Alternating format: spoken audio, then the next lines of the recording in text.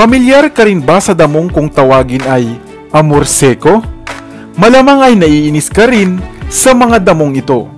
Subalit batid mo ba na napakahusay pala ng damong ito hindi lamang para sa ating kalusugan, ay isa rin pala itong mabisang pampaswerte sa pag-ibig man o sa pagninegosyo. Hello, what's up? Your best here. Sa videong ito ay alamin natin ang mga pambihirang gamit ng damong ito na amor seco at kung papaano nga ba ito gagamitin.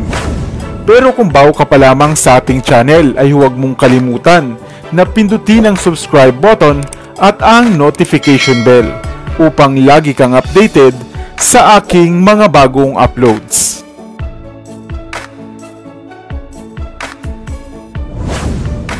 Kung ikaw man ay laking probinsya, saan mang lugar sa Pilipinas, ay siguradong na-encounter mo na ang mga damong ito, ang amor seco. Ang amor seco o Chrysopogon aciculatus ay kilala rin sa maraming katawagan, gaya ng premkata, love grass, kase, rumput jarum, chichiri o mata peke-peke. Ang Chrysopogon aciculatus o amor seco ay popular na tumutubo sa mga bansang Malaysia, China, Australia, Polynesia at maging dito sa Pilipinas, na madalas nga silang makikitang tumutubo sa mga parang at mga pisnginang burol o kabundukan. Kadalasan rin silang makikita sa mga kaparangan ng golf sites dahil madali silang tumubo at madaling magparami. Ang damong amor seco ay kadalasang tumataas lamang ng 20 hanggang 60 sentimetro at mayroon ngang mga bulaklak na kulay lila kapag sariwa pa, na nagtataglay ng mga animoy spikes o malakarayom na hibla. Dahil dito ay bigla nga silang dumidikit sa mga suot nating pantalon o saya, kung kaya nga labis natin itong kinaiinisan. Dahil kinakailangan mo nga ng sapat na oras upang isa-isahin itong alisin sa iyong kasuotan. O kaya naman ay kayurin ito ng itak at kutsilyo kung minsan. Subalit batid mo ba na napakahusay pala ng damong ito bilang pampaswerte sa pag-ibig man o sa pagninegosyo? Ngunit papaano nga ba ito gagawing pampaswerte? Pinaniniwalaan na sa araw ng Biyernes Santo o maging sa unang biyernes ng bawat buwan, sa sandaling mayroon daw mga dumikit na amor seco sa inyong suot na kasuotan, ay iyo itong kunin at ipunin. Ilagay ito sa isang pulang tela at samahan ng ilang barya.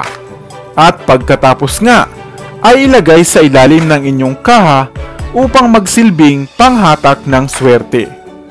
Pinaniniwalaan na sa oras na gawin mo ito, ang sino mang mapadaan sa tindahan mo ay tiyak na mapapabili o mapapatambay.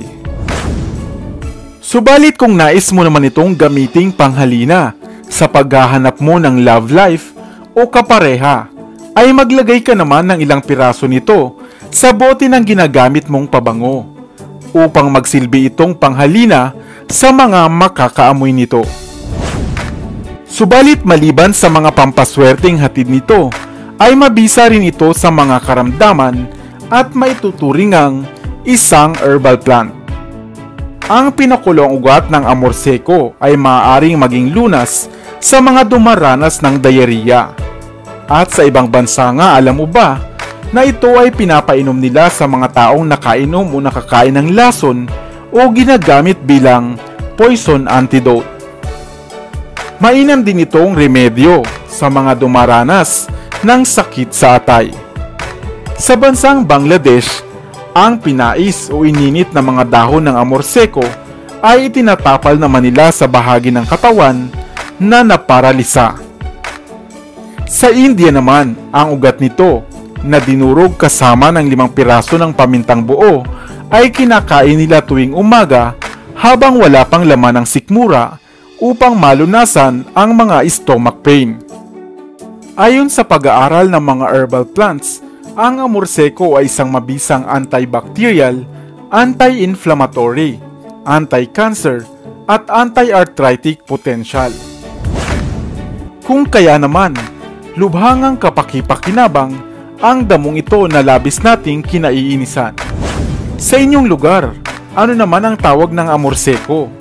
Nais mo rin ba itong gawing pampaswerte o bilang halamang gamot?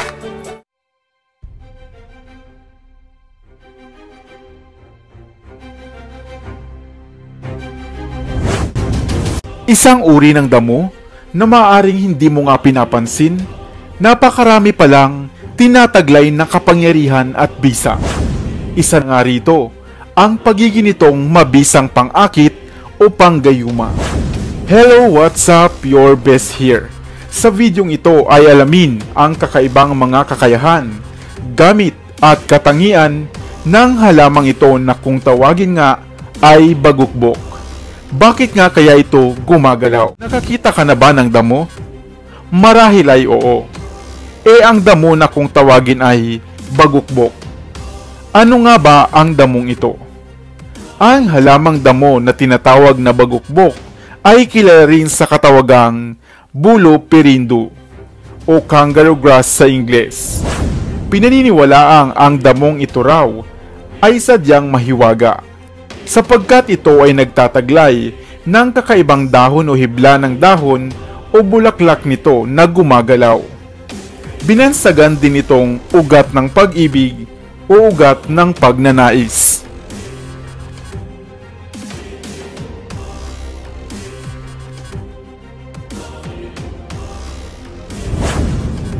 Ito ay sapagkat ang dahong ito na animoy ugat ang laki ay natural na mataas ang kapangyarihang maging pang-akit, pangsuyo, panghalina at pampaamo.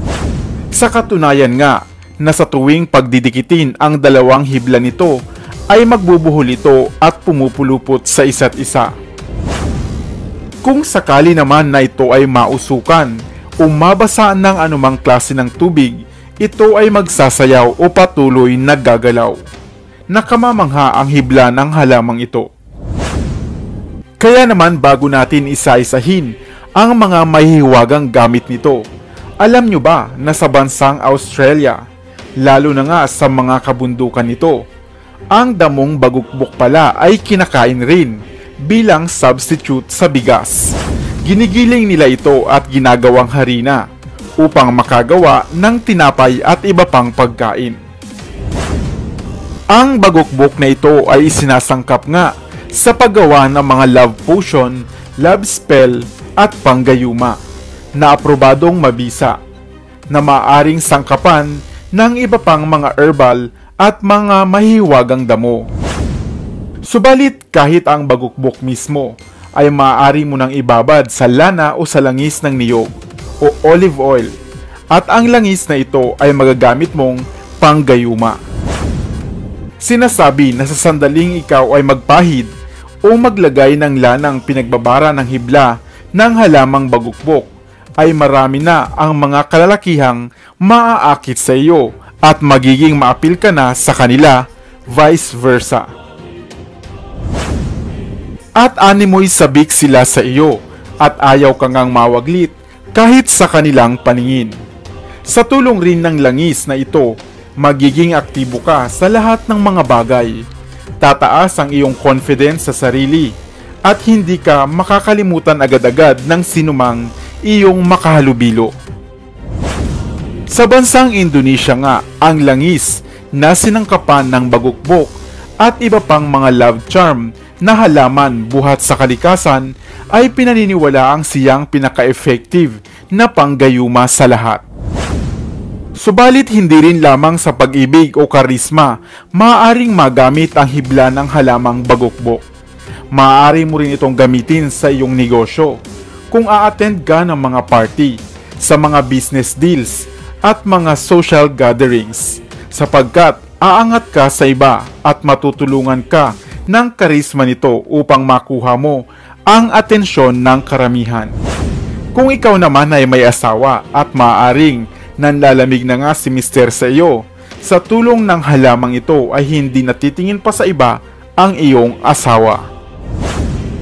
Napakaraming gamit ng panggayumang ito. buhat sa halamang bagokbok.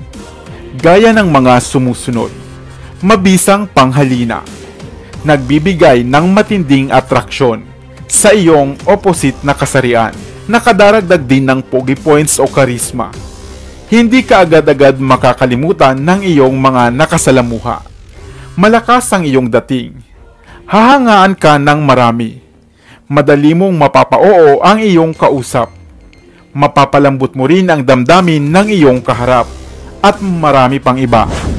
Marami na nga ang nagpatunay ng bisa ng damong ito o ng hibla o dahong animoy ugat ng bagokbok. Kaya naman, marami na rin ang gumagawa at nagbebenta ng mga fake nito. Kaya sana ay huwag tayong agad-agad magtiwala at suriin muna bago natin bilhin. Lalo na nga kung kailangan mo nito. Hindi masama ang maniwala sa mga bisa ng pangakit o panggayuma. Subalit, palagi pa rin nating tatandaan, iba pa rin ang nadaraan sa natural. Manalig lamang tayo sa Diyos at matutupad rin ang ating mga hiling sa buhay sa tamang panahon. Sana ay may bago na naman tayong natutunan sa videong ito. Iwan ka naman ng comment sa comment section sa ibaba. I-like at i-share mo na rin para naman sa kaalaman ng iba.